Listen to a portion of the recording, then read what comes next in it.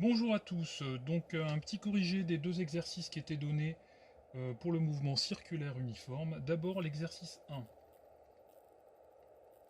L'exercice numéro 1, on vous proposait de travailler sur une roue toute simple avec un diamètre de 24 cm et une fréquence de rotation qui est égale à 30 tours par minute. Donc c'est-à-dire qu'elle effectue 30 tours en une minute. Euh, Ça, c'était les données d'entrée. Qu'est-ce qu'on vous demande? Dans un premièrement, on vous demandait de calculer la vitesse angulaire de la roue. Vitesse angulaire en radians par seconde. C'est l'unité. Pour cela, on vous a donné dans le cours une formule qui s'appelle oméga égale pi fois n sur 30. Qu'est-ce qu'on connaît? On connaît pi 3,14. N, la fréquence de rotation, on l'a ici, c'est égal à 30. Donc on va remplir tout simplement dedans 3,14 fois 30 divisé par 30. On a un 30 en facteur au-dessus, en dessous, on va pouvoir simplifier. Donc oméga égale 3,14 radians par seconde. Voilà pour le premier, pour le début. En petit b, on vous posait la question, quelle est la vitesse d'un point à la périphérie de la roue? Alors un point à la périphérie de la roue, c'est un point qui est autour de la roue, et donc qui va tourner, et pour cela, on peut avoir sa vitesse angulaire à un instant t. Donc on vous posait cette question-là. On a vu dans le cours que vous avez dû remplir V est égal à pi fois n fois r sur 30. Vous avez vu que ça ressemble fortement à la formule d'avant. Attention, hein, ces formules-là, elles sont importantes. Hein. Simplement, R, ça correspond à quoi? R, ça correspond au rayon de la roue. Donc au rayon qu'on a ici. R. Donc R correspond au rayon de la roue. Donc qu'est-ce qu'on a besoin? N, on l'a déjà, est égal à 30. R, c'est le rayon de la roue. On a le diamètre, donc on va pouvoir déterminer le rayon. Et donc on va faire son calcul. Attention quand même, chose importante, on travaille dans les unités du système international. Donc R est égal à D sur 2, le diamètre divisé par 2. Ça fait 24 sur 2 égale à 12. Et on travaille dans les unités, comme j'ai dit, du système international. On travaille en mètres, parce qu'ici on est en centimètres. Donc on repositionne en mètres, donc 0,12 mètres. Donc dans la formule, on va avoir 3,14 multiplié par 30 multiplié par 0,12. Le tout divisé par 30. On a encore des 30 qui peuvent se simplifier. On va donc avoir V est égal à 3,14 fois 0,12, ce qui nous fait un total de 0,3768 mètres par seconde. C'est l'unité de la vitesse. Voilà pour le premier exercice. Alors voilà la correction maintenant du deuxième exercice. Donc l'exercice numéro 2 sur le treuil.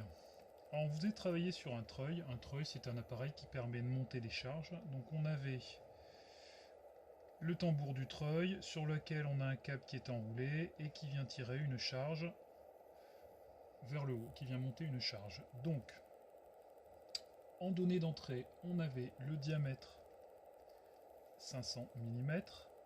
On va prendre tout de suite un bon réflexe, c'est qu'on va travailler en mètres, donc on est à 0,5 mètres. Ça c'est important. Qu'est-ce qu'on vous donnait encore? La vitesse linéaire de la montée de charge qui est égale à 3 mètres par seconde. C'est-à-dire que ici, on peut déterminer une vitesse de la charge qui va aller de bas en haut, V égale 3 mètres par seconde. Donc qu'est-ce qu'on vous demandait de faire à partir de là? À partir de là, dans un premier temps, on vous demandait la vitesse linéaire de la corde enroulée sur le tambour. Alors pour ça, donc la vitesse linéaire de la corde, on vous demandait simplement la vitesse d'un point ici à la périphérie, hein, à cet endroit-là, au point par exemple que j'appelle A, donc ça s'appelle la vitesse du point A. Mais en fait, là, je dirais que c'est assez simple, c'est un petit peu de logique. Le câble n'est pas élastique, donc tous les points du câble montent à la même vitesse. On arrive ici, on est donc à la même vitesse qu'en bas. Donc, pour la première question, la vitesse linéaire d'un point du câble, que ce soit ici, ailleurs, même au moment où il s'enroule, et il s'étire pas, c'est pas une élastique. Donc V est égal à 3 mètres par seconde, tout simplement. Le câble n'est pas élastique.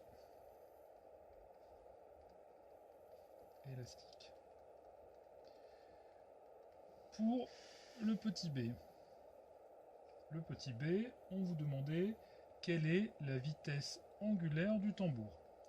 La vitesse angulaire, donc pour ça, on a pris une formule dans le cours, même chose, V est égal à oméga fois R. C'est la troisième formule qu'on voit pour le mouvement circulaire uniforme. Donc V est égal à oméga fois R. On doit calculer oméga. V, il est donné. Et R, ça correspond à quoi? Ça correspond au rayon de la roue du tambour. On a le diamètre, donc le rayon va être facile à calculer. Et donc on va calculer. Donc, qu'est-ce qu'on veut? On veut calculer oméga. Donc, qu'est-ce que je fais? Je dois isoler oméga d'un côté. Donc je vais écrire V quand j'ai un multiplié d'un côté de l'égalité. Quand je le passe de l'autre côté de l'égalité, il vient en diviser. Donc oméga est égal à V sur R. V sur R. V, on l'a, c'est 3. R, alors je vais le calculer ici. R, c'est égal au diamètre divisé par 2. Donc ça fait 0,25 mètres. Donc divisé par 0,25. Et si on fait le calcul, normalement, on a oméga qui est égal à 12. 12, je rappelle l'unité, radian par seconde. Petit c, on vous demandait de trouver cette fois-ci la fréquence de rotation n en tours par minute, bien sûr. Pour cela, on va trouver dans le cours la formule qu'on a déjà utilisée. Oméga est égal à pi fois n sur 30. Qu'est-ce qu'on a dans cette formule? Oméga, on vient de le calculer avant. On veut n, 30 on l'a, pi 3, 14, donc on doit isoler n quelque part. Donc je vais faire passer ce qui est en dessous de l'autre côté de l'égalité, ce qui est en multiplié de l'autre côté de l'égalité. Alors comment je fais ça? Le 30 qui est en dessous, je viens le passer en multiplié, il est en divisé de ce côté-là, donc il vient en multiplié de l'autre côté. C'est égal à pi fois n. Et ensuite, je rappelle que je veux calculer n, donc le pi, je le passe de l'autre côté, il est en multiplié, donc il va devenir en divisé. Donc je vais avoir 30 fois oméga sur pi est égal à n. Donc je peux m'en calculer, mon n est égal à 30 fois oméga, j'avais 12, divisé par 3,14. Et donc on fait le calcul et on obtient n 114,64 tours par minute.